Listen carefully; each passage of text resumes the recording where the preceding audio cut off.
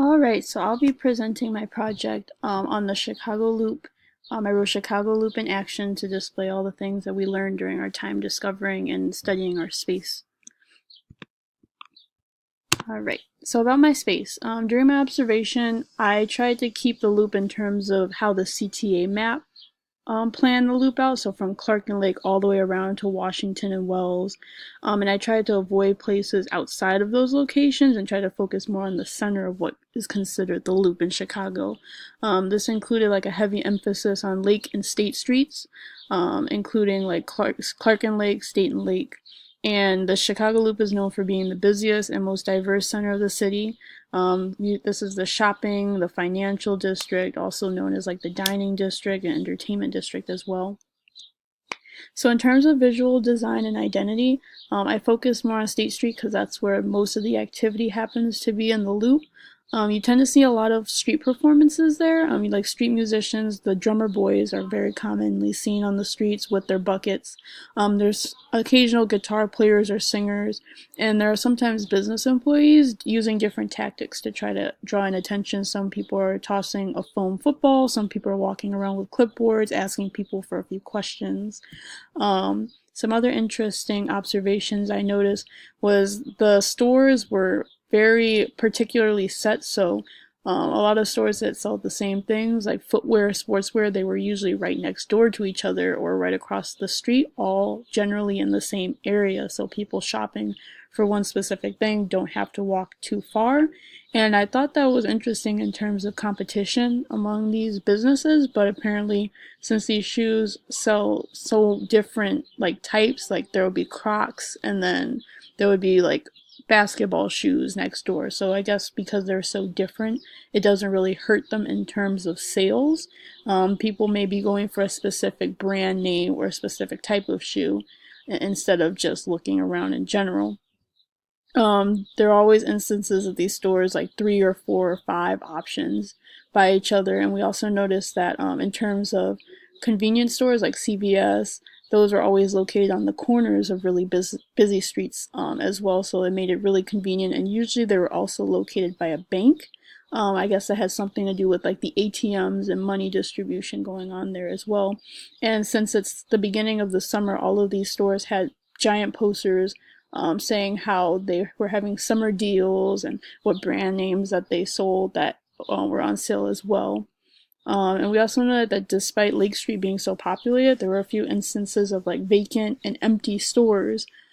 We thought that would kind of be a turnoff in terms of visual, but since it's so busy, people tend to walk right by it without really realizing that the store is completely empty or shut down.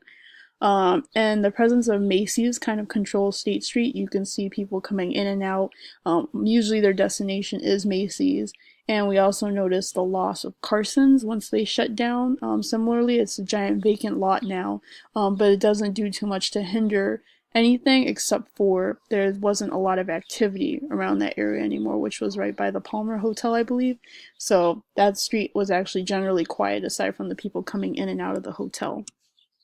So for some reason this isn't playing my videos, so I'm going to see if I can pull it up here. This is a video we took just walking down State Street. It shows the performance competition between the drummer boys and actually Guitar Girl, and I'll play it first and explain afterwards.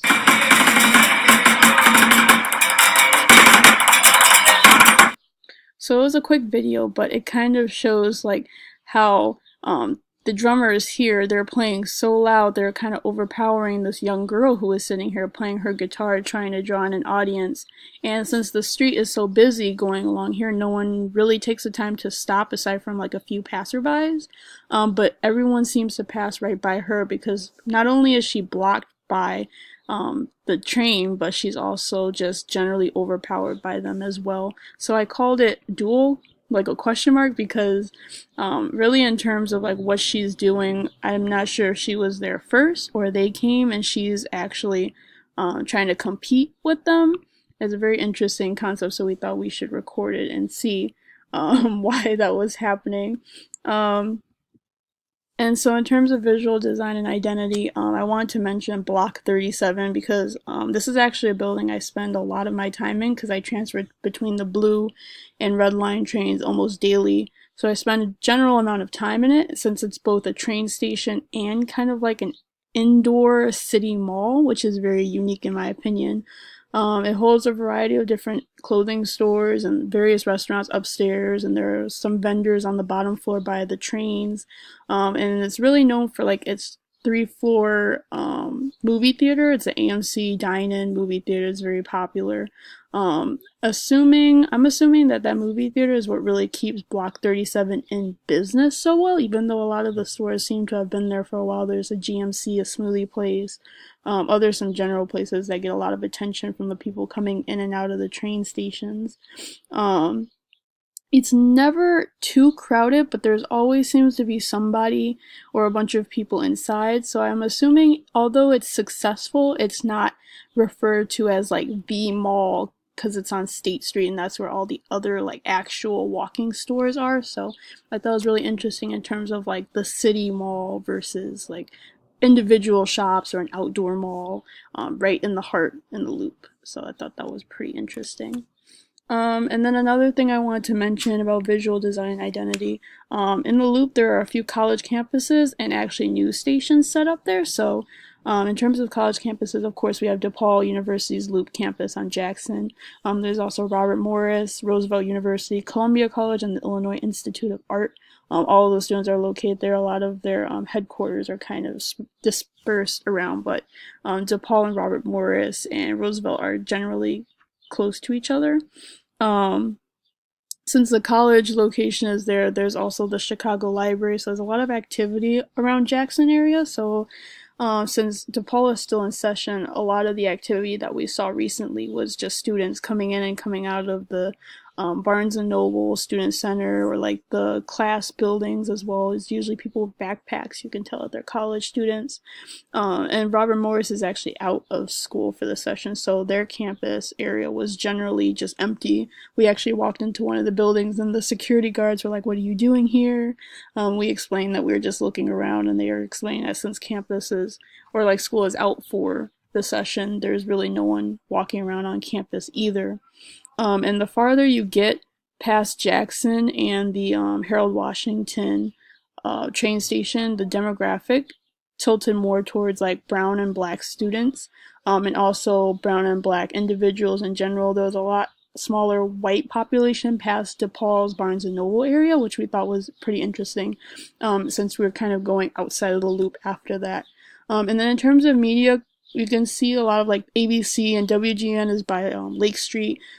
Fox News is actually on Michigan Avenue, kind of in my mom's building where she works in Lower Wacker. So their headquarters are all there, so they are generally able to act if something happens in the loop. They can just kind of run out and go see what's going on. They're in a convenient location for that. So I included a link to my mapping project. My mapping project followed the art sculptures around the loop area. A lot of them were designed to interact with passerbys and the public while being enjoyed as a work of art. So all of them could generally be touched and interacted with.